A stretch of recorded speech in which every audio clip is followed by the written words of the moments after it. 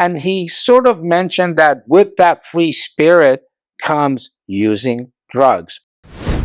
Because you don't just walk up and do something that hardcore.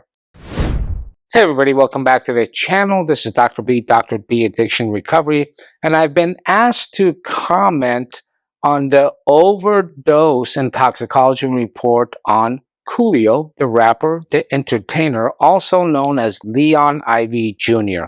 Let's get started. This is done in the context of a recent video I made about celebrity addiction and overdose, where I described the issue that with celebrities, with entertainers, with folks that have vast amount of resources, including financial, addiction becomes a particular issue, and it may even be more difficult to treat because of the extensive amount of money they have. But the very lifestyles that they lead is a fantastic fantasy that has nothing to do with reality. Substance abuse may be a very easy component of that, and the recognition and treatment of it may even be problematic because of the resistance of the individual actor, musician, or the person with vast amounts of wealth. They have a difficult time recognizing it, as well as the folks around them not wanting to disturb that fantastic fantasy. And the money dished out for addiction itself could contribute to that if it's too much. And I'm discussing Coolio's overdose in that context. Let's get into his particular overdose. Coolio, a well-known rapper, entertainer, and who I've known since the 90s, and I've always thought he's a talented guy, and I've always thought he's probably a nice guy. I don't know him. I don't know anything about him. I've seen his stuff, and that was my impression of him. Last year, mid-year, he was found dead in his friend's bathroom. I believe it was in Los Angeles, where he had flown out to deal with some passport issues, as I understand, for a European tour. And he went into the bathroom, was found dead, and the coroner reported that there was no foul play, A. B, there didn't seem to be any substance abuse issues related to the death. In addition, it was reported that nothing was found. I think 6-7 months later, which was a couple of weeks ago, the coroner came out and reported the fact that there was methamphetamines, heroin, and fentanyl found in his system.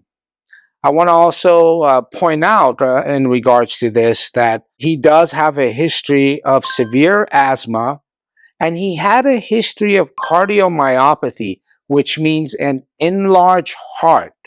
How does one get that? Multiple different ways, including infectious, including genetic, including valve issues. In addition, stimulants, including cocaine, methamphetamines themselves, including IV drug use, can create and cause cardiomyopathy because of the strain it puts on the cardiovascular system. So the overdose was found to be, they found in his system heroin, opiates, and methamphetamines. Given the fact that he already had cardiomyopathy, and I don't know how bad it was, given the fact that he already had severe asthma, more than likely those two issues contributed to sort of the threshold for the respiratory cessation or the respiratory drive going down, and he probably had less reserves, and they may have very well contributed to the stopping of the heart and complete cessation of life. That's that. But I think something is more interesting here.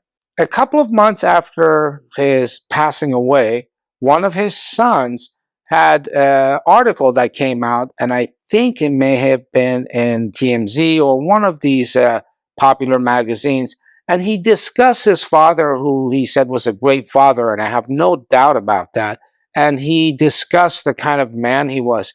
But in there was this kind of discussion that his father was sort of, and I'm not quoting, but my impression was this free spirit. And he sort of mentioned that with that free spirit comes using drugs. This sort of struck me. And when you present with an overdose with fentanyl, methamphetamines, and heroin, it could have been a few things. One, the drugs were cut up that way, and he may have thought he was doing heroin, he may have thought he was doing fentanyl, or he may have thought he was doing methamphetamines. Nevertheless, there must have been some sort of significant history in his life, because you don't just walk up and do something that hardcore. It's not like having a glass of wine every 3 to 4 to 5 to 6 months. So I suspect that historically, again, I'm speculating because of my expertise and my experience of what addiction is and the different types of personality and how they react to it. Given the gravity of the drugs that were found in his system, I have to speculate that there was an abuse history in his life. Now, whether that was addressed or was not addressed, I don't know. But I feel that this is another example of a really talented guy.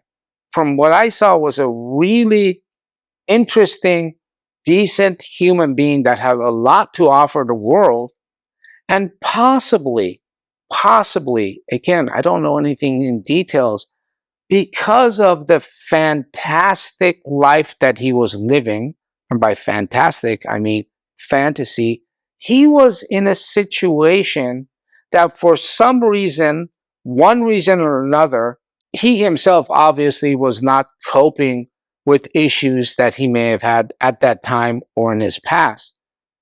But more concerning is that even though he had resources, those around him were not able to, for one reason or another, and nothing malicious, were not able to approach him and discuss these issues, as far as I know and as far as that's reported out there.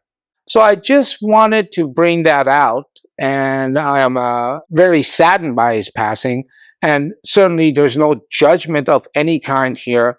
And I'm doing a lot of speculation given the clinical history that I have encountered in my years of doing this, and my understanding of intrapsychic dynamics of different persons in different places, in different lives, with different resources, and the situations that create a complete disengagement with reality with less than sufficient tools to cope with your everyday issues.